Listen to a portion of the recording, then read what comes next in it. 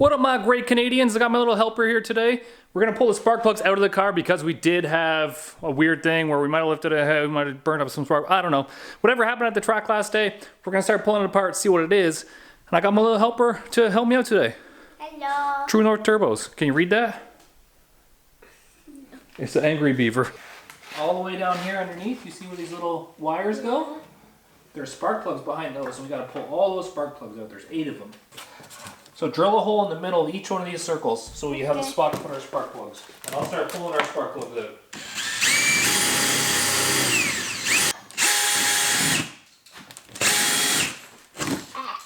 This side is going to be easy and the other side is going to be super hard. You might have to get under the car to do the other side. Oh, good. This is a spark plug that we're pulling out right here. Can I show them it? Yeah, I'll show you it. So this is number 1. So it goes right in the number 1 hole. And then this one's actually going to be number 3. So it goes 1, 3, 5, 7. So it goes 1, 2, 3, 4, 5, 6, 7, 8. Can I show them my mom's car? Yeah, sure. I'm going to the engine. And there's the engine. Kyle's is more faster. His engines, and those little stuff right there that I'm showing you, they're a lot more bigger. That means they're a lot more faster. Actually has 2 turbos and I only have 1 turbo. Yeah, but yours is still faster since yours is more bigger. Sure. Here's the big turbo. You should put on the top of your thing, you should put subscribe to Boosted Lifestyle. Subscribe to Boosted Lifestyle. This one's number 2. Oh my god. And look, we got all of them done. All of them are done. Yep, we're gonna do a compression check now. So this screws in where the spark plug just was, and then we crank the engine over and it tells us how much compression is in the engine. Whoa. So if we have one that's at 150, and then we have one that's at 50, that means they're like super far apart, right? Oh my god. And we got a problem. Okay, so let's put that back together. And look up there, see the one all the way on the end? Hold the top for like 5 seconds. It's gonna spin the engine over.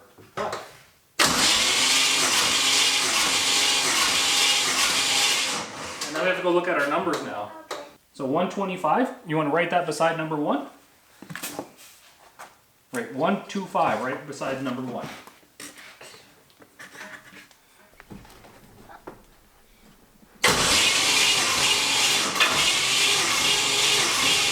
Okay, there you go.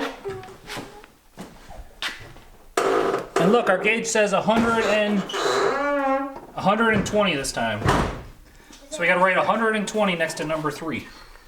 120.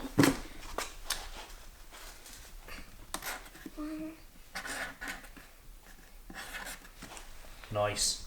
You should probably say 120. It's more helpful. Get your little bucket helmet on. Yeah, a little bit. Can I tell you something? What? Do you want to see some real speed? Some real speed? Okay.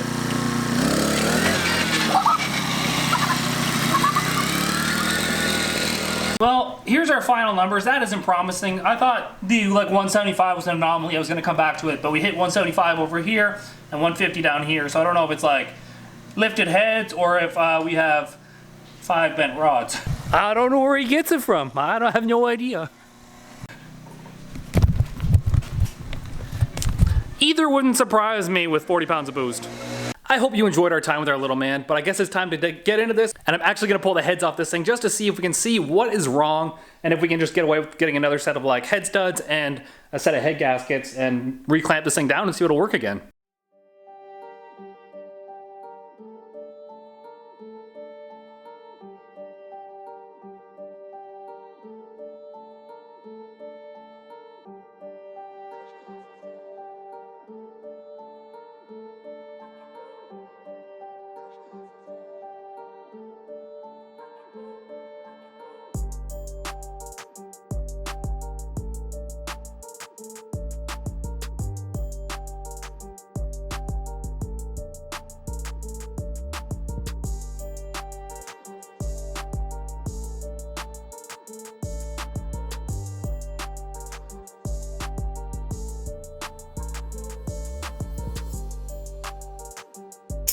Takes about 15 minutes to get to this stage. I wanted the turbo kit to come off in like all one unit. That just comes out really quick. V-bands, our brace just unbolts with one bolt, and you know, the whole front little piece comes off. Easy. Intake manifold and valve covers, and then the stuff inside next.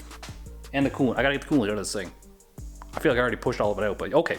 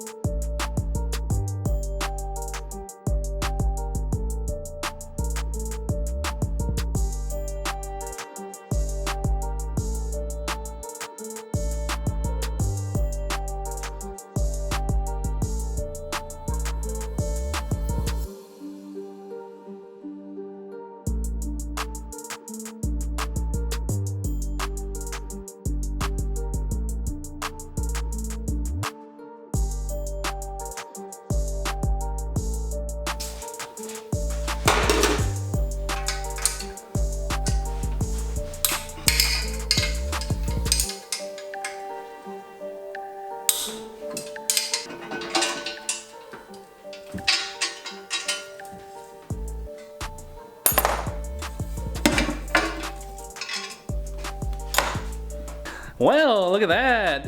This is all the easy part. Actually, getting the heads off is easy. It's just untorquing the head bolts that suck. They're only at 75 once they're in there, and so you know how it goes. So we'll pull off one, and then obviously we pull off the other one, and then we'll see if we did any damage. RESPCT. Dang, these gaskets were stuck in there.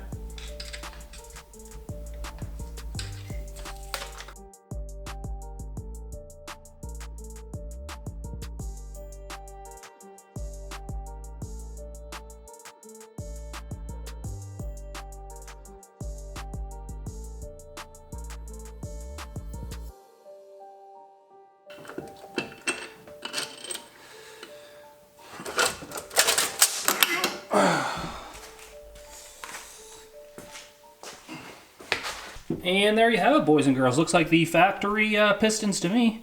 Factory pistons, rods, crank, oil pump. Nothing looks like burnt up, to be honest. Like no melted pistons or anything like that, so that's a good sign. I'll pull the other side off and we'll go from there. I can't really see anywhere where combustion would probably leak through because I'm not really good at looking at things like this, but someone's going to point out and be like, yeah, you idiot, it was right there.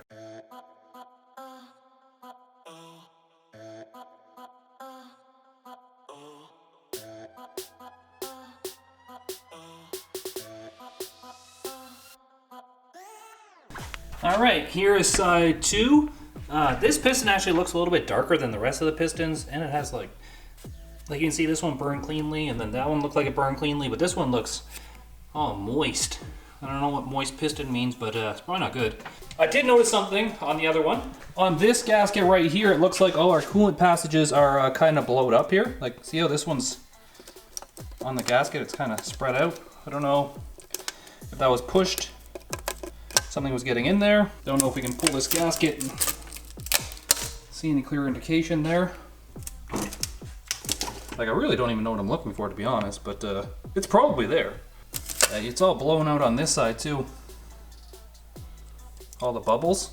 So it's either probably got hot here, really hot, or we blew through the combustion part right there, and it kind of looks like it blew through right here into this piece, and that's how we're pushing coolant.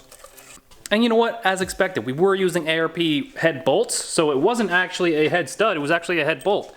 But they are ARP, they're about a third of the cost of a head stud, and they'll hold like 1,000 horsepower pretty easy, clearly.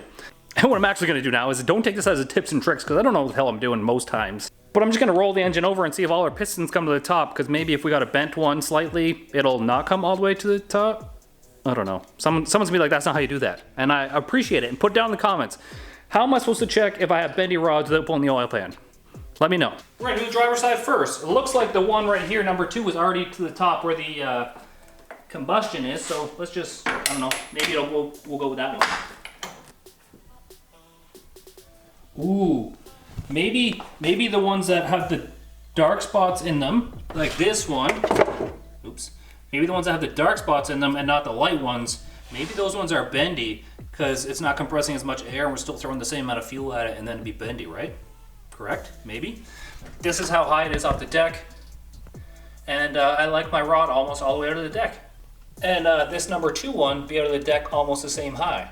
So maybe we correct here. I don't know. I could read at like a 5th grade level, but I don't know rocket appliances. So there's like a big gap in engineering here, if you know what I mean. I'm just gonna keep spinning it over and see what happens. It can't get any worse, can it? This one's up at the top. And so is that one, but this one looks slightly lower than the other one. This bottom end might have to come apart just to see if anything's bendy. Like, how do I check? There's gotta be a way. Anyways, that's 4 crisscross ones checked. Let's keep going. Maybe there's something, maybe we'll roll it over and something will be extremely wrong and then we'll know. Okay, this back one actually looks like it's up way higher than a lot of the other ones. If I'm gonna be honest, this one looks like it's, yeah, like flush with the top here. Whereas this one over here looks like it definitely did not get to flush. That is significantly lower. Let's actually look at our thing here. So we look at our compression numbers here. Yeah, number 8 was actually at 150. The one that we just said was higher. And then number 5 is lower, which means 2 in the front should be higher and 7 in the back should be higher as well, which... Let's just see if our theory plays out here. We might have a bunch of bent rods by the looks of the compression numbers, actually. So yeah, this is the one that also had good compression. It is basically level with the deck. This one over here was on low compression and it's a black cylinder, and that one is below the deck. And it doesn't get any higher. It said this one was good too, but this one didn't come up all the way flat either. And it kind of came up a little, but it's still not as high as that back one was back there. So do we go ahead and pull this short block out of here, pull the pan off it, and kind of see what we have? We can pull those rods and pistons out pretty easy. It's probably another hour to get this engine out. The hardest part is actually the trans bolt and the converter bolts, because you got to get under the car, and I just kind of made it all wet under there with the coolant, and you know, you got to lay under there and be Aquaman. But there's also another thing that I have been contemplating with this car, and I kind of want you guys' opinion on it. We did go 814 or 523 in the 8th. I kind of want to go 7s with it on an S400 turbo, and we could probably do it on a stock bottom end, but the car is 3,300 pounds. Over the winter, should we, and I want to get your honest opinion on this, guys, like leave a comment down below and make sure you tell me what you think about it, because the more information I get from what you guys would like to see, the better it's going to be. Do we try and take some weight out of this thing? I still kind of want to do Miles of Mayhem with it, so I would like to keep a radiator. Power windows would be nice, but we could tube the front end. I don't mind doing stuff like that. And try and get it down 3,100 pounds, lose like 200 pounds, because every record that I've been seeing with the stock 4.8s and 5.3s and stuff, they're all like sub 3,000 pounds. Like some of them are 2,800 pounds, which is 500 pounds off of what I'm doing. Or do we keep the car the way it is? We can put the built motor in next year because that'll be ready next year. It's just going to be built over the winter. And do we try and go faster? Like, I really want your guys' honest opinion.